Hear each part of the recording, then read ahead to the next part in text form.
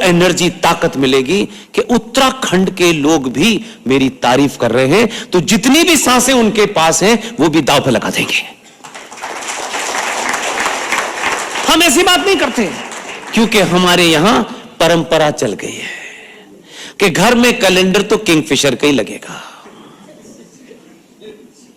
घर में कैलेंडर हम कभी भी सुभाष चंद्र बोस का नहीं लगाते, क्योंकि हम डरते हैं कि हमने अपने बेटे को पढ़ाया है, इतना इन्वेस्टमेंट किया है, इतने बड़े पैकेज के लिए अमेरिका भेजा है, अगर ये सुभाष बन गया तो हमारे तो सपने चकनाचूर हो जाएंगे, 5 गाड़ियां नहीं आएंगी, 6 कमरों का मकान नहीं बनेगा। तो आप तो खुद ही चाहते हैं कि आपका बेटा चाटुकार बने, चाणक्य न बने। 31 जुलाई 2018 को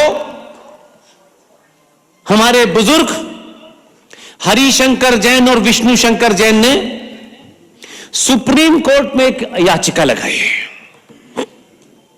कभी सुनिएगा, इतिहास खंगालिएगा, इस बाप बेटे की जोड़ी ने कभी भी इस देश में किसी क्रिमिनल का, रेपिस्ट का मुकदमा नहीं लड़ा। इतना पैसा कमा सकते थे, उसकी मैं जिंदा मिसाल हूं। राम मंदिर के मुद्दे पे जब चर्चा चल रही थी तो वो जो 1400 साल में अपने साइज का पजामा नहीं बना पाए, कहते हैं ताजमहल बनाया है हमने। वो आए थे, वो हरिशंकर जैन साहब के पास आए थे और उनसे बोले, हम आपको 5 करोड़ कहेंगे तो हम आपको 5 करोड़ रुपया देने के लिए तैयार हैं, आप बाबरी मस्जिद एक्शन कमेटी के वकील बन जाइए। हरिशंकर जैन ने कहा, ये तो मेरे मरने के बाद भी नहीं हो सकता है। आपके बीच में से बिकाऊ दलाल लोग, छोड़ दीजिए उसमें से 4-5 जिहादी वकील हो सकते हैं, 80% नाम से हिंदू थे, जिन्होंने यह सवाल खड़ा किया कि भगवान राम काल्पनिक है। हरिशंकर जैन ने 1 पैसा नहीं लिया, लेकिन हरिशंकर जैन ने एक काम किया जिन्हें आने वाली नस्लें याद रखेंगी, और याद रखना चाहिए।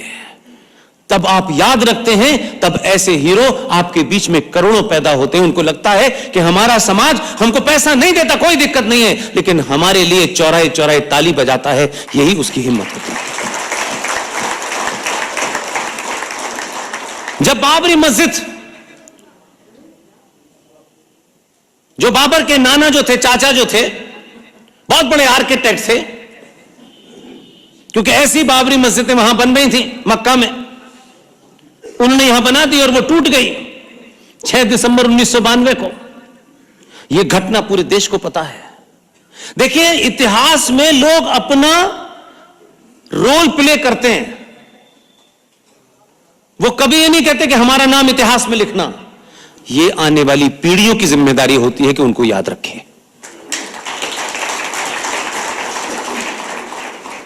विष्णु शंकर जैन के पिताजी ने जब बाबरी मस्जिद ध्वंस हो गई, तो आप सोचिए कि जिस दिन यह घटना हुई है उसी दिन उनकी, यानी उनकी माता जी का देहांत हो गया था।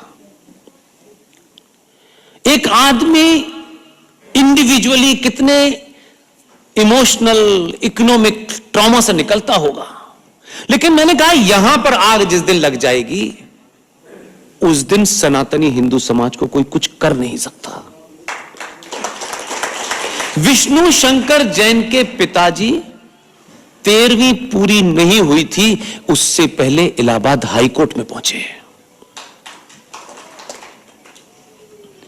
और इलाहाबाद हाईकोर्ट में उन्होंने कितनी बड़ी बात कही,